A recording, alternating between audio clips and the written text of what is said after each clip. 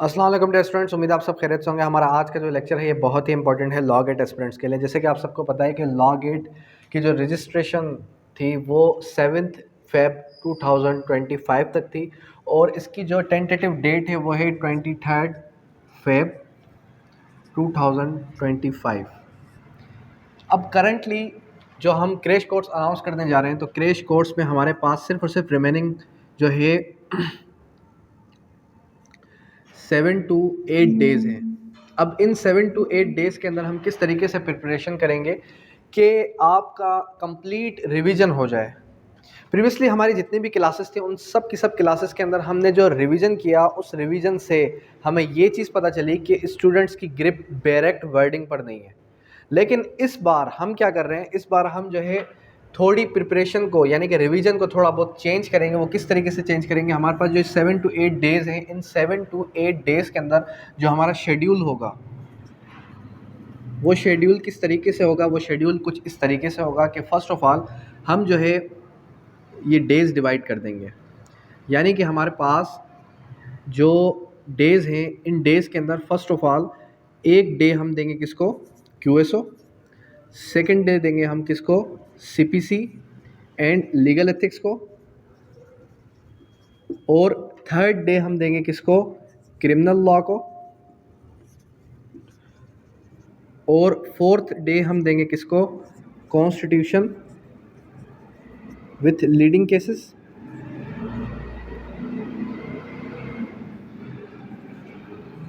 और leading cases के साथ फिर हम जो है फिफ्थ डे देंगे किसको, इंटरनेशनल लॉ और जूरिस्प्रूडेंस।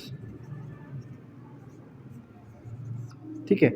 और जो हमारे पास 6 डे होगा, इस 6 डे के अंदर हम क्या करेंगे, हम 5 आवर्स की एक क्लास लेंगे रिवीजन, और फिर लास्ट डे के अंदर हम जो है आपका मॉक टेस्ट लेंगे। ठीक है, ये हमारा शेड्यूल होगा जिस शेड्यूल को हम फॉलो करेंगे। ऐसा शेड्यूल कि जिस शेड्यूल को अगर हम फॉलो करें तो इंशाल्लाह हमारी कंप्लीट प्रिपरेशन हो जाएगी विद इन अ वीक। यानी कि लॉ गेट की तैयारी एक वीक के अंदर भी पॉसिबल है, 4 डेज़ के अंदर भी पॉसिबल है। सिर्फ और सिर्फ उन स्टूडेंट्स के लिए ये कोर्स हमने सिर्फ और सिर्फ उन स्टूडेंट्स के लिए डिज़ाइन किया है जो स्टूडेंट LLB पढ़कर आ चुके हैं या जो स्टूडेंट्स रेगुलरली अपनी क्लासेस को अटेंड करके आ चुके हैं LLB के अंदर।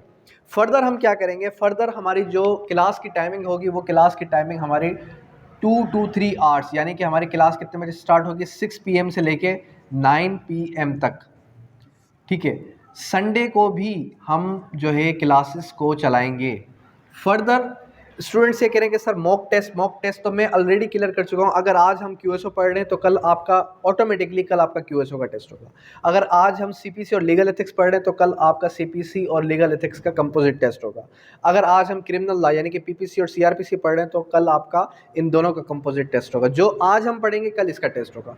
पढ़ना किस तरीके से, क्लास अटेंड किस तरीके से करनी है, ये आप सभी को पता है कि क्लास हमारी जो है जूम पे प्री रिकॉर्डेड क्लासेस होती है। प्री रिकॉर्डेड क्लास यानी कि जो जिस तरीके से अभी मैं आपको HD फॉर्म में पढ़ा रहा हूँ, यूट्यूब पे आपके पास लेक्चर ऑन गोइंग है, इसी तरीके से हमारी प्राइवेट जो है क्लासेस होती हैं। वो क्लासेस क्या कर रही होती हैं, वो क्लासेस आपके पास सिर्फ और सिर्फ उन्हीं स्टूडेंट्स के पास शो हो रही होती है कि जो स्टूडेंट्स रेगुलरली हमारी क्लास को प्रॉपर अटेंड करते आ रहे हैं, हमारे ग्रुप को उसने ज्वाइन किया हुआ है।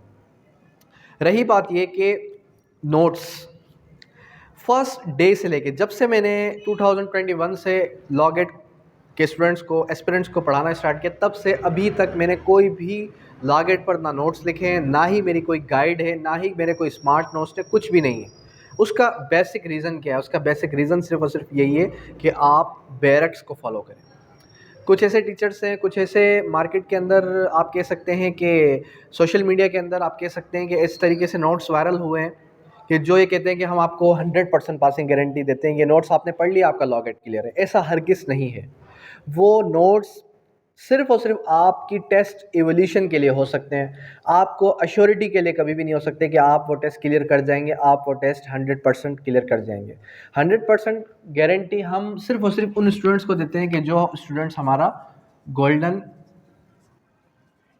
बैच ज्वाइन करते हैं 3 मंथ्स का। 3 मंथ्स का प्लान जब भी कोई स्टूडेंट हमारा ज्वाइन करता है तो हम उनको अश्योरिटी देते हैं कि हम आपको विद इन 3 मंथ इस तरीके से प्रिपरेशन करवाएंगे कि आपका लॉगेट पास हो जाएगा। इन केस पास नहीं होता तो नेक्स्ट सेशंस हमारे फ्री ऑफ कॉस्ट आप अटेंड करें, ठीक है। हम उस कंडीशन में किसी भी स्टूडेंट को क्या दे रहे होते हैं, हम किसी स्टूडेंट को 100% पासिंग गारंटी दे रहे होते हैं। अदरवाइज हम स्टूडेंट्स को 100% पासिंग गारंटी भी नहीं देते, ठीक है। फर्दर अब जो पैटर्न है, पैटर्न थोड़ा सा चेंज हुआ है। चेंज किस तरीके से हुआ है कि बिलफर्ड्स अभी हमारे पास जो है कॉन्स्टिट्यूशन ऑफ पाकिस्तान है। कॉन्स्टिट्यूशन ऑफ पाकिस्तान के अंदर वर्ड है Islam shall be the state religion of Pakistan. अब यहाँ पर अक्सर ये वर्ड मिस होता था शल बी का, लेकिन अब क्या होगा, अब ये वर्ड हटा के उसने क्या किया, इस्लाम शल बी द देश रिलीजन ऑफ पाकिस्तान। वर्ड कौन सा मिसिंग है, स्टेट का। तो ऑप्शंस में क्या आ जाएगा, टेरिटोरियल, स्टेट या प्रोविंशियल, इस तरीके से ऑप्शंस आ सकते हैं। यानी कि वर्ड्स चेंज होंगे लेकिन बैरेक्ट को ही वो कॉपी कर रहा है। अंडरस्टैंड, मे शल नॉट अक्सर आप देखते हुए आ रहे हैं, तो उसने थोड़ा सा वर्ड्स चेंज कर दिए कि मे शल की जगह कोई और वर्ड उठा के, ग्रामेटिकल कोई और वर्ड उठा के मिसप्लेस कर दो ताकि स्टूडेंट्स कंफ्यूज हो जाएं कि आखिर कौन सा वर्ड मिसिंग है। अंडरस्टैंड, यहाँ तक क्लियर है। फर्दर फिर उसके बाद आता है आर्टिकल नंबर 2। आर्टिकल 2 के बाद article 2A, the principal objective resolution annex are hereby made substantive part of the constitution and shall have effect accordingly. अब आर्टिकल 2 क्या कह रहा है, आर्टिकल 2 कह रहा है कि जो ऑब्जेक्टिव रेजोल्यूशन है ये पार्ट होंगे, किसका पार्ट होंगे, ये जो है पार्ट होंगे किसका, कॉन्स्टिट्यूशन का।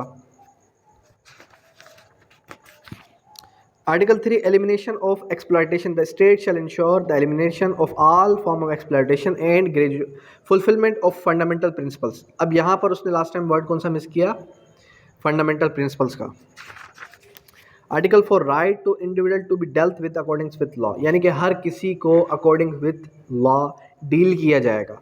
To enjoy the protection of law and to treat according with the law inalienable right.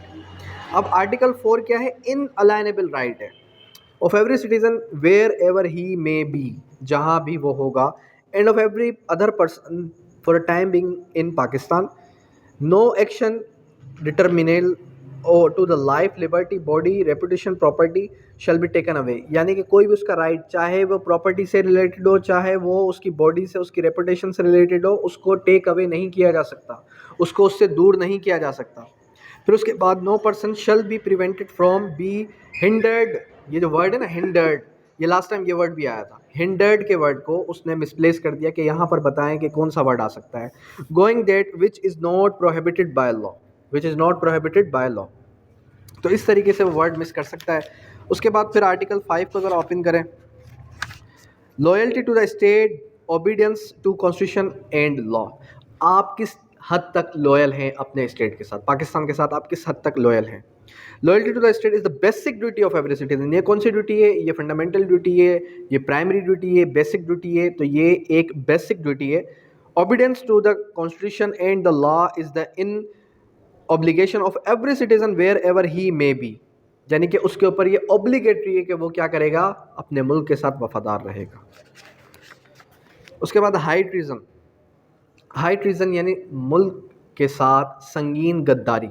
Every person who abrogate, subvert, suspends, holds, ये जो वर्ड्स हैं ये वर्ड्स आपने याद करने, कौन कौन से, एब्रोगेट करे, सबवर्ट करे, सस्पेंड करे, होल्ड करे, पुट इन अबेंस करे और अटेम्प्ट टू कॉन्स्पायर्स करे, ठीक है, या सबवर्ट, सस्पेंड करे the constitution bye use of force by any unconstitutional mean, किसी भी गैर कानूनी, गैर जमहूरियती तरीके से, गैर अनकॉन्स्टिट्यूशनल तरीके से, शल be guilty for high treason, तो उसके लिए वो हाई ट्रीजन का गिल्टी होगा। और हाई ट्रीजन की सज़ा कौन देगा, हाई ट्रीजन की सज़ा पास कौन करेगा, any person abetting act class 1 shall otherwise guilty for high treason, an act high treason mention in class 1 class 2 shall not be validated by any court including supreme court. Supreme court या किसी court of law को ये right नहीं है कि वो उसको सज़ा दे, बल्कि सज़ा भी कौन देगी, स्टेट देगी। अब स्टेट कौन सी आ गई, स्टेट यानी कि आपकी जो सूबाई हुकूमत है, मजलिस शुरा पार्लियामेंट है, शल be the law provide punishment, यानी कि मजलिस शुरा क्या करेगी, पार्लियामेंट जो है हाई ट्रीजन की सज़ा सुनाएगी कि इसको कितनी सज़ा सुनाई जानी चाहिए, इसको कितनी सज़ा देनी चाहिए।